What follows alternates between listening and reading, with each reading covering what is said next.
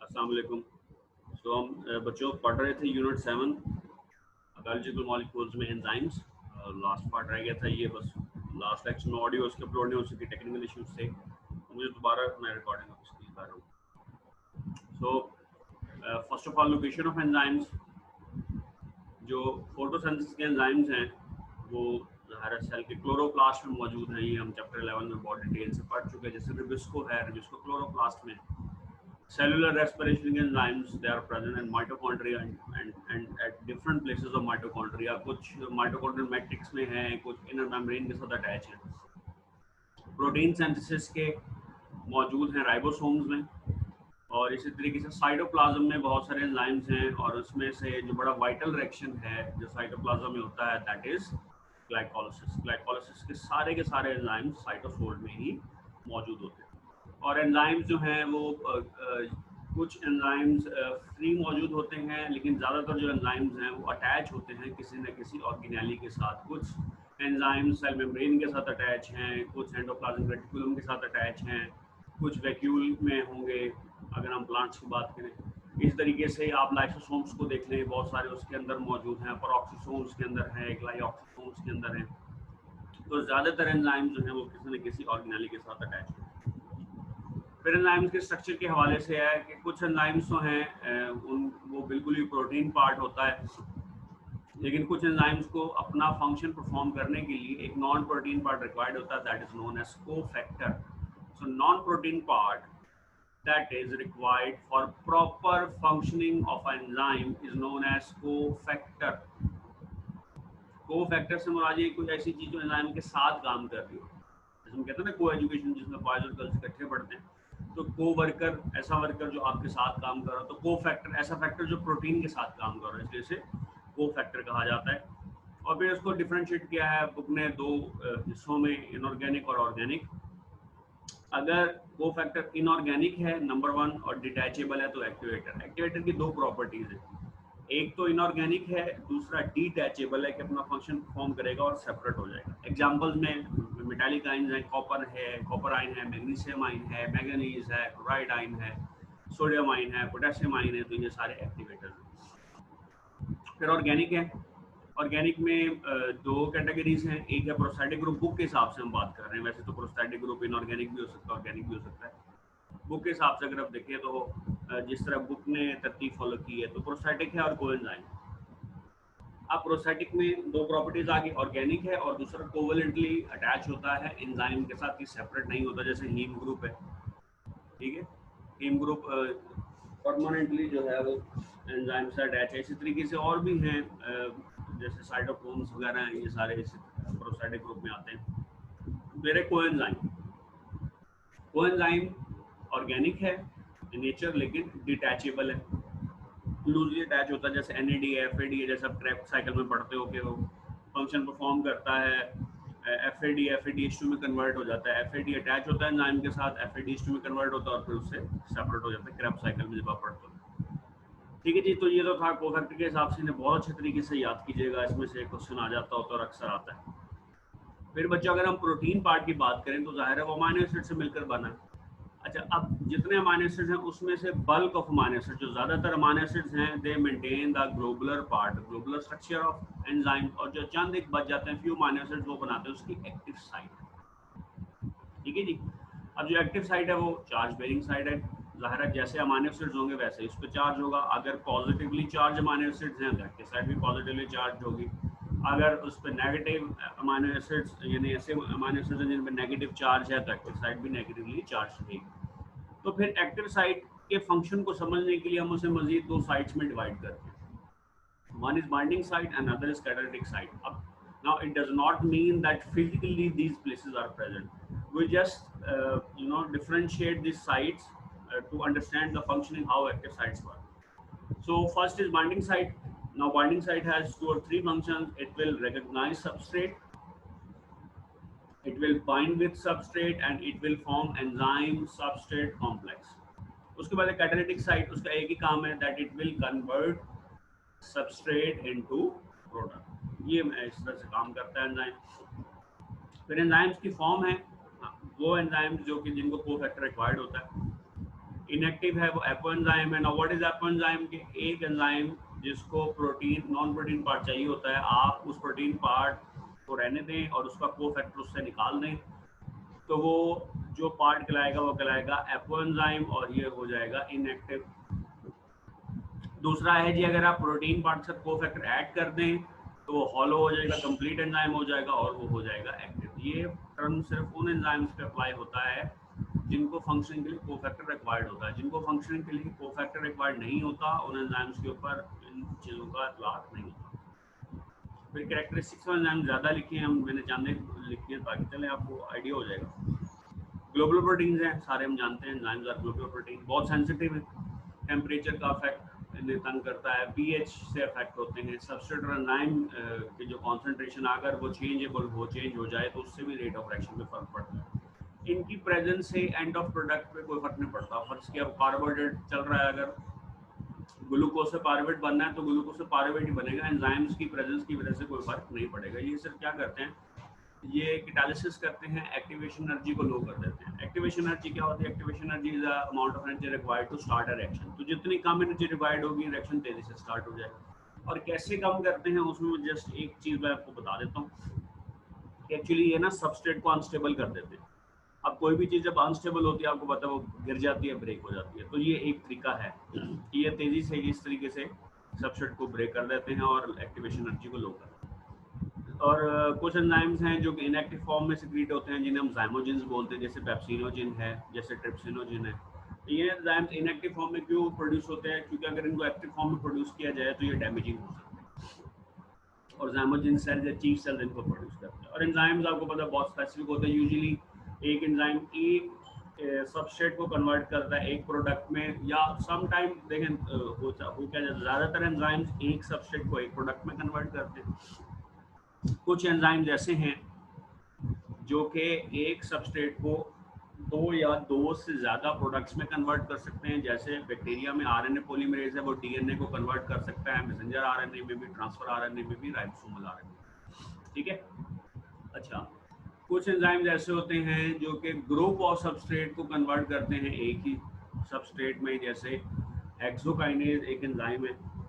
Hexokinase एक ऐसा enzyme है जो ग्लाइकोलाइसिस में रिक्वायर्ड होता है। जो पहला रिएक्शन होता है ना जिसमें ग्लूकोज की फॉस्फोरिलेशन की जाती है, तो वहाँ पे ग्लूकोकाइनेज भी यूज होता है। अगर तो ग्लूकोकाइनेज यूज होगा वो तो सिर्फ ग्लूकोज की फॉस्फोरिलेशन करेगा, लेकिन अगर हेक्सोकाइनेज यूज होगा तो वो ग्लूकोज की बजाय गैलेक्टोज को भी यूज कर सकता है, वो किसी भी 6 कार्बन को यूज कर सकता है। तो आप देख सकते हो कि ग्लूकोज, गैलेक्टोज, फ्रुक्टोज ये एक से ज्यादा सबस्ट्रेट है, लेकिन कन्वर्ट ये एक ही प्रोडक्ट के अंदर होते हैं। ठीक है, तो ये इस तरीके से मुख्तलिफ एंजाइम्स हैं, इनके डिफरेंट फंक्शंस हैं। तो अच्छा, कुछ एंजाइम्स ऐसे होते हैं जैसे सबस्ट्रेट की नेचर होती है वैसी प्रोडक्ट की नेचर होती है, लेकिन कुछ एंजाइम्स ऐसे होते हैं कि सबस्ट्रेट की नेचर और होती है, वो जिस प्रोडक्ट में इनको कन्वर्ट कर देते हैं उसकी नेचर डिफरेंट हो जाती है। तो ये यानी कि चूंकि हज़ारों की तादाद में एंजाइम्स हैं तो हर एक का एक दूसरे से डिफरेंट फंक्शन होता है। ठीक है जी, कैरेक्टरिस्टिक्स को पढ़ लीजिएगा बुक से।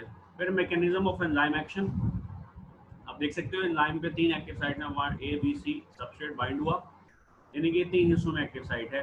एंजाइम सबस्ट्रेट कॉम्प्लेक्स बन गया और जाहिर है उसके बाद फिर ये ब्रेक हो जाएगा into substrate and again enzyme. अब जो ये एंजाइम एक्शन है, it is controlled by 2 processes regulate. Actually regulation इसकी 2 प्रोसेस होती है।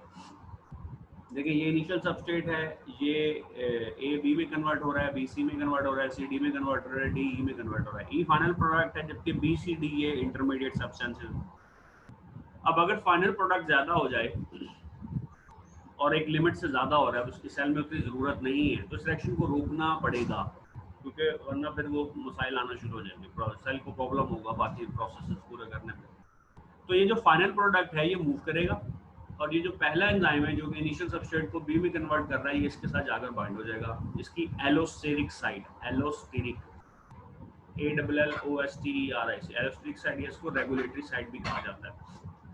उसका फायदा ये होगा कि एंजाइम 1 फिर इनिशियल सबस्ट्रेट को बी के अंदर कन्वर्ट नहीं कर सकेगा। जब बी नहीं बनेगा तो सी नहीं बनेगा, सी नहीं होगा तो डी नहीं होगा, डी नहीं होगा तो फाइनली ई भी नहीं बनेगा। इसको बोलते हैं फीडबैक इनहिबिशन, और एक्चुअली ये नेगेटिव फीडबैक इनहिबिशन है। अगर आपको याद हो चैप्टर 11 में हमने पढ़ा था यूनिट 5 के अंदर कि जब ATP ज़्यादा हो जाता है तो वो फॉस्फोफ्रुक्टोकाइनेज को जाके इनहिबिट कर देता है। नेगेटिव फीडबैक इनिबिशन था। अच्छा, टाइम गुजर गया, अब फाइनल प्रोडक्ट की ज़्यादा ज़रूरत है, इस चीज़ इस सेल में ज़्यादा ज़रूरत है रिएक्शंस करवाने के लिए, तो इस प्रोसेस को स्पीड अप करना।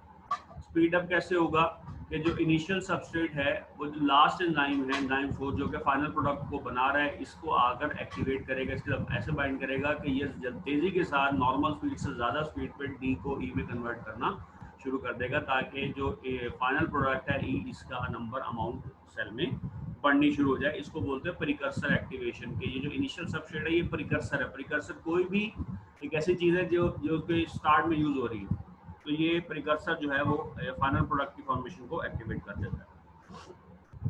फिर दो मॉडल्स प्रेजेंट हुए जो कि इसको एक्सप्लेन करते हैं इसकी फंक्शनिंग को। एक है लॉक एंड की मॉडल, दूसरा इंड्यूस्ड फिट मॉडल। अब lock and key model was proposed by Emil Fischer and induced fit model. Actually induced fit model क्या है, वो लॉक एंड की मॉडल की मॉडिफिकेशन है। कोचलैंड ने लॉक एंड की मॉडल को modify किया था।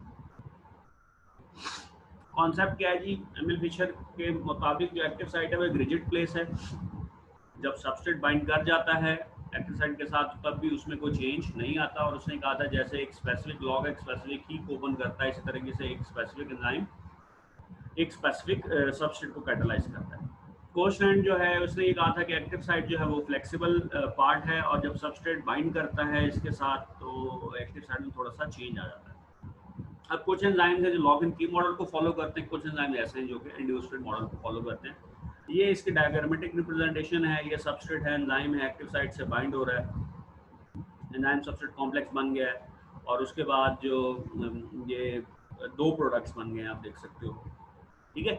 अच्छा, अब यहाँ पे इंड्यूस्ड फिट मॉडल में क्या है कि सबस्ट्रेट है, एक्टिव साइट है, बाइंड हुआ।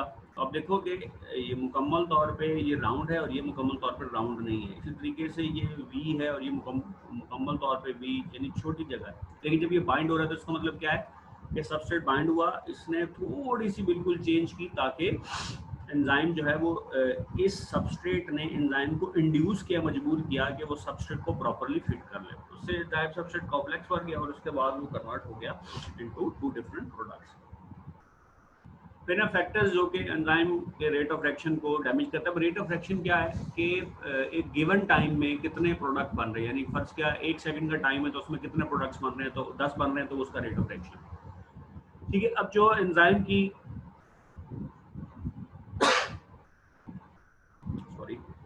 जो एंजाइम की फंक्शनल स्पेसिफिसिटी खासियत है वो दो चीज़ों का नतीजा है। एक एंजाइम के अमीनो एसिड्स में की स्पेसिफिक केमिस्ट्री और एंजाइम के अमीनो एसिड्स की कॉन्फ़िगरेशन, ठीक है। अब जो रेट ऑफ रिएक्शन है वो डायरेक्टली प्रोपोर्शनल है किसके, अमाउंट ऑफ एंजाइम के, लेकिन उसकी शर्त क्या है कि अनलिमिटेड सबस्ट्रेट कॉन्सेंट्रेशन और स्पेसिफिक टाइम हो। जैसे फर्ज किया अगर सबस्ट्रेट के मॉलिक्यूल्स की तादाद है 10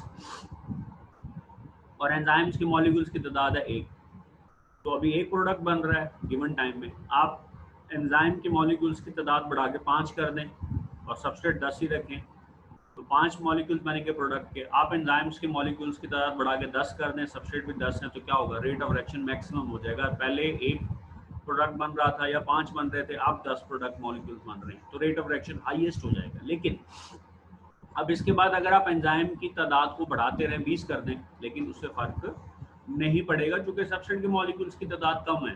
तो इस तरीके से एक ये रिएक्शन स्टीप हो जाएगा, चलता रहेगा। मतलब 10 एंजाइम है, 10 सबस्ट्रेट है, तो रिएक्शन सीधा जाता जा रहा है। और अगर सबस्ट्रेट या एंजाइम की आप कॉन्सेंट्रेशन कम करेंगे तो फिर रेट ऑफ रिएक्शन नीचे आ सकता है, ठीक है। तो एंजाइम की कॉन्सेंट्रेशन डबल करने से रेट ऑफ रिएक्शन भी डबल हो जाता है क्योंकि ज़्यादा एक्टिव साइट्स अवेलेबल हो जाती है। फिर है जी सबस्ट्रेट कॉन्सेंट्रेशन। अब रेट ऑफ रिएक्शन जो है वो डायरेक्टली प्रोपोर्शनल होता है सबस्ट्रेट कॉन्सेंट्रेशन पे। कब, जब सबस्ट्रेट की कॉन्सेंट्रेशन लो, जैसे एंजाइम्स के मॉलिक्यूल की तादाद 10 है, सबस्ट्रेट की मॉलिक्यूल्स की तादाद 1 है, तो अभी एक प्रोडक्ट बन रहा है। जब आप सबस्ट्रेट बढ़ाते रहेंगे तो प्रोडक्ट बढ़ते रहेंगे, रेट ऑफ रिएक्शन बढ़ता रहेगा। एक टाइम आएगा कि सबस्ट्रेट और एंजाइम्स की मॉलिक्यूल की तादाद बराबर हो जाएगी, रेट ऑफ रिएक्शन नहीं बढ़ेगा, रेट ऑफ रिएक्शन स्टेडी हो जाएगा, एक ही स्पीड पे चलना शुरू हो जाएगा, ठीक है। उसकी रीज़न क्या है, यहाँ पे होती है एंजाइम सैचुरेशन। एंजाइम सैचुरेशन से मुराद ये है कि if all active sites of enzymes are occupied by substrate then this process is known as enzyme saturation. कि एंजाइम मजीद इससे ज़्यादा काम नहीं कर सकता, उसमें सैचुरेशन आना शुरू हो जाती है। तो मतलब समझाने का ये है कि रेट ऑफ रिएक्शन पे एंजाइम और सबस्ट्रेट की कॉन्सेंट्रेशन का इफेक्ट होता है, लेकिन एक हद तक। फिर उसके बाद है जी टेम्परेचर का इफेक्ट क्या है।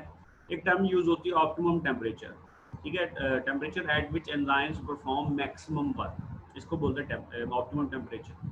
अगर आप ऑप्टिमम टेम्परेचर से नीचे जाना शुरू कर दें तो एंजाइम इनएक्टिव होना शुरू हो जाएंगे, और अगर आप ऑप्टिमम टेम्परेचर से टेम्परेचर को बढ़ाना शुरू कर दें तो एंजाइम आस्ते आस्ते डी नेचर होना शुरू हो जाएंगे। एक होता है नेचर, अगर वो अपने असली फॉर्म में है, अगर वो असली फॉर्म में नहीं है तो वो डी नेचर, ठीक है। अब हीट जब मिलती है, टेम्परेचर बढ़ने से हीट मिलती है, हीट बढ़ने से क्या होता है, एक्टिवेशन एनर्जी बढ़ती है और उससे केमिकल रिएक्शन एक्सेलरेट हो जाते हैं, और हीट जो है वो आपको पता है काइनेटिक एनर्जी भी प्रोवाइड करती है। तो जितनी ज़्यादा काइनेटिक एनर्जी होगी उतनी ही ज़्यादा सबस्ट्रेट और एंजाइम के मॉलिक्यूल्स के अंदर मूवमेंट आ जाएगी, और वो आपस में उनके टकराने और इंटरेक्शन होने के चांसेस बढ़ जाते हैं। तो जब वो एक दूसरे के करीब आएंगे, टकराएंगे, तो रिएक्शन जो है वो टेक प्लेस हो जाएगा। लेकिन आप फर्क देखिए, यहाँ पे देखिए आप 37 डिग्री सेंटीग्रेड पे ह्यूमंस में दिखाया है कि मैक्सिमम रिएक्शन बढ़ रहा है, उसके बाद जब आप टेम्परेचर को बढ़ाते जा रहे हो तो रेट ऑफ रिएक्शन डिक्रीज होता जा रहा है।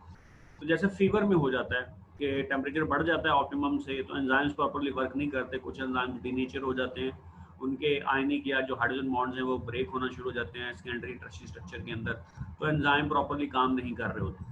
लेकिन जैसे ही ऑप्टिमम टेम्परेचर मेंटेन होता है, बुखार खत्म होता है, तो वो डीनेचरेशन से रीनेचरेशन हो जाती है और एंजाइम ठीक हो जाते हैं। लेकिन अगर अल्लाह ना करे टेम्परेचर बहुत ज़्यादा बढ़ जाए, जैसे किसी का हाथ वगैरह जल जाए, तो आप देखते हो कि प्रोटीन्स ही जल जाती हैं, सेल्स की डेथ हो जाती है, तो वो एंजाइम्स फिर परमानेंटली डीनेचर हो जाते हैं, उनकी जगह फिर नए स्किन के सेल्स आते हैं ताकि दोबारा से काम को शुरू किया जा सके। फिर पीएच का इफेक्ट है इसी तरीके से, जैसे ऑप्टिमम टेम्परेचर होता है ऑप्टिमम पीएच होती है, यानी पीएच जिसके ऊपर प्रॉपर्ली एक्टिवली काम हो रहा हो, एंजाइम एक्टिवली काम करे। और नैरो रेंज होती है, कोई बहुत ज़्यादा रेंज नहीं होती। नैरो रेंज से मुराद क्या है कि फर्स्ट किया कि एंजाइम है वो मैक्सिमम काम करता है 3 पे, ठीक है, और उसकी लोअर लिमिट है अच्छा काम करने की 2.8, और मैक्सिमम लिमिट होगी उसकी 3.2, यानी 2.8 से 3.2 के दरमियान वो अच्छा काम करेगा, और इसमें से मैक्सिमम वो काम करेगा 3 के ऊपर, बहुत ज़्यादा हाईली एफिशिएंट, ठीक है जी। अगर आप 2.8 से पीएच को नीचे लेते जाएंगे तब डीनेचर होना शुरू हो जाएगा, अगर 3.2 से ऊपर लेते जाएंगे तब वो डीनेचर होना शुरू हो जाएगा। उसकी रीज़न क्या है कि जब आप थोड़ा सा चेंज करते हैं पीएच में, तो उससे अमाइनो जो एक्टिव साइट के अमाइनो एसिड्स हैं उनकी आयोनाइजेशन होना शुरू हो जाती है। एक तो पीएच की चेंज की वजह से अमाइनो एसिड्स की आयनाइजेशन होती है, साथ साथ सबस्ट्रेट की मॉलिक्यूल की भी आयनाइजेशन होना शुरू हो जाती है। तो इससे क्या होगा कि एंजाइम की एक्टिविटी या तो रुक जाएगी या मुकम्मल तौर पे ब्लॉक हो जाएगी। और अगर आप पीएच में एक्सट्रीम चेंजेस करेंगे तो वैसे ही एंजाइम परमानेंटली डीनेचर हो जाएगा। पीएच आपने याद रखनी है, पेप्सिन की 2 है, सक्रेज की 4.5 है, एंटीरोकाइनेज की 5.5 है, सलाइवरी माइलेज की 6.8 है, कैटलिस की 7.6 है, काइमोट्रिप्सिन की 7 to 8 है, पैंक्रेटिक लाइपेज की 9 है, आर्जिनेज की 9.7। तो सारे आप डिफरेंट एंजाइम्स पढ़ चुके हो। फिर ये inhibitors, what are inhibitors? These are substances that react with, that bind with active site of an enzyme और at some other place in place of substrate, ठीक है, and block the activity permanently और temporary. अब उसने definition भी बता दिया कि 2 कैटेगरीज हैं, एक ऐसे इनहिबिटर्स हैं जो कि परमानेंटली बाउंड हो जाएंगे, जो अब जिनका इफेक्ट इरिवर्सिबल होगा, दूसरे ऐसे हैं जो बाइंड करेंगे और उनके इफेक्ट को हम रिवर्स कर सकते हैं, इसलिए उन्हें रिवर्सिबल कहा जाता है, ठीक है जी। अब इरिवर्सिबल इनहिबिटर्स क्या करते हैं कि ये एक्टिव साइट को ऑक्यूपाई कर लेते हैं या ग्लोबुलर स्ट्रक्चर को ब्रेक कर देते हैं, और ये कोवेलेंट बॉन्ड बनाते हैं एंजाइम के साथ, या ये फिजिकली एक्टिव साइट को ब्लॉक कर देते हैं, सबस्ट्रेट को बाइंड नहीं करने देते। एग्जांपल है साइनाइड और एंटीबायोटिक्स। फिर है रिवर्सिबल इनहिबिटर्स, ये वीक लिंकेज बनाते हैं एंजाइम के साथ और इनके इफेक्ट को आप न्यूट्रलाइज कर सकते हो कंप्लीटली और पार्शियली। कैसे? कि अगर आप सबस्ट्रेट की कॉन्सेंट्रेशन में इजाफा कर दें। अब उसके एग्जांपल पढ़ते हैं अभी। इसकी फिर 2 टाइप्स हैं, competitive reversible inhibitors, non competitive reversible inhibitors. जो कॉम्पिटिटिव रिवर्सिबल इनहिबिटर्स हैं इनको कॉम्पिटिटिव इसलिए कहा जाता है बिकॉज ये एंजाइम की एक्टिव साइट से बाइंड करते हैं, सबस्ट्रेट के साथ कम्पीट करते हैं। रिवर्सिबल क्यों कहा जाता है? क्योंकि इनके इफेक्ट को आप रिवर्स कर सकते हैं, ठीक है। अब ये एंजाइम के साथ बाइंड कर जाते हैं, किस वजह से? क्योंकि इनमें और जो एक्टिव साइट के साथ सबस्ट्रेट ने बाइंड करना, उनमें स्ट्रक्चरल सिमिलैरिटी है। जैसे एग्जाम्पल इसमें है सक्सिनिक डिहाइड्रोजिनेज, ठीक है। अब देखिए एंजाइम जो होता है ना वो सबस्ट्रेट का नहीं होता, वो एंजाइम का होता है, ये याद रखना। जो मेलोनिक एसिड है वो सक्सिनिक डिहाइड्रोजिनेज का इनहिबिटर होता है। तो सक्सिनिक डिहाइड्रोजिनेज क्रेब्स साइकिल में यूज होता है और वो सक्सिनेट की डिहाइड्रोजनेशन करता है और उसको कन्वर्ट कर देता है फ्यूमारेट में, और इस प्रोसेस में FADH2 में कन्वर्ट हो जाता है। ये नॉर्मल प्रोसेस है। अब जो मेलोनेट है, मेलोनिक एसिड, वो सक्सिनेट का कम्पिटेटिव इनहिबिटर है। दोनों में कोई ज़्यादा फर्क नहीं, दो हाइड्रोजन आइटम्स का डिफरेंस है, बुक में देखिएगा जाके। तो एंजाइम गलती से मेलोनेट को बाइंड कर लेगा। अब जब मेलोनेट बाइंड हो जाएगा तो फ्यूमारेट नहीं बनेगा, फ्यूमारेट नहीं बनेगा तो अगला सारा प्रोसेस रुक जाएगा। जब जैसे ही क्रेब्स साइकिल रुकेगा, सेल को आइडिया हो जाएगा, सेल जो है वो सक्सिनिक एसिड की अमाउंट सक्सिनिक डिहाइड्रोजनेज के इर्द गिर्द बढ़ाना शुरू कर देगा। तो फिर एंजाइम को ये रियलाइजेशन होगी कि नॉर्मल कंडीशन में तो सबस्ट्रेट की इतनी वैल्यू नहीं बढ़ती क्योंकि वो काम कर रहा होता है, एंजाइम उसको कन्वर्ट कर रहा था प्रोडक्ट में, तो अब क्यों बढ़ गए। तो वहाँ से उसे आइडिया हो जाएगा कि कोई गलती हो गई है, तो वो मेलोनिक एसिड को हटाएगा और दोबारा से सक्सिनेट को बाइंड कर लेगा और नॉर्मल रिएक्शन स्टार्ट हो जाएगा। इसलिए इसको बोलते हैं कॉम्पिटिटिव रिवर्सिबल इनहिबिशन। एक होती है रिवर्सिबल नॉन कॉम्पिटिटिव इनहिबिशन, यानी कि ये प्रोसेस रिवर्स हो जाता है, लेकिन इसमें जो इनहिबिटर है वो एक्टिव साइट से बाइंड नहीं करता, यानी कि वो सबस्ट्रेट के साथ कम्पीट नहीं करता। वो सबस्ट्रेट के एक्टिव साइट के अलावा एक साइट होती है जिसे बोलते हैं रेगुलेटरी साइट या एलोस्टेरिक साइट, उसके साथ बाइंड करेगा। और वो बाइंड ऐसे करेगा कि जिससे एंजाइम के स्ट्रक्चर पे थोड़ा चेंज आएगा। और जब ये इनहिबिटर बाइंड हुआ है ना एंजाइम के साथ, अगर उस दौरान नॉर्मल सबस्ट्रेट भी बाइंड हो जाए एंजाइम के साथ तो कैटालिसिस नहीं होती। अब नॉन कॉम्पिटिटिव रिवर्सल इनहिबिशन की एग्जांपल हमने पढ़ी यूनिट 5 के अंदर, जैसे मैंने ATP का बताया कि वो फॉस्फोफ्रुक्टोकाइनेज को इनहिबिट कर देता है। इसी तरीके से NADH का बताया जो कि पायरुवेट डिकार्बोक्सिलेज को इनहिबिट कर देता है। तो ये दो एग्जांपल्स किसकी हैं, नॉन कॉम्पिटिटिव रिवर्सिबल इनहिबिशन की। रिवर्सिबल कॉम्पिटिटिव इनहिबिशन एग्जांपल है सक्सिनिक डिहाइड्रोजनेज वाली, और इररिवर्सिबल इनहिबिटर्स के एग्जांपल्स में साइनाइड और एंटीबायोटिक्स आ जाते हैं। अब कोई क्वेश्चन है तो आप ज़रूर पूछें, ठीक है। और ये आज ही इसका मैं इंशाल्लाह ये अपलोड करने के बाद प्रैक्टिस क्वेश्चन अपलोड करता हूँ, साथ ही टेस्ट अपलोड करूँगा, और शाम में ही टेस्ट की डिस्कशन अपलोड कर दूँगा, और आज ही मैं इंशाल्लाह यूनिट 8 का पहला टॉपिक लाजमी तौर पे अपलोड कर दूँगा। तब तक के लिए आपसे इजाज़त चाहता हूँ, फिर इंशाल्लाह मुलाकात होगी। अल्लाह हाफ़िज़।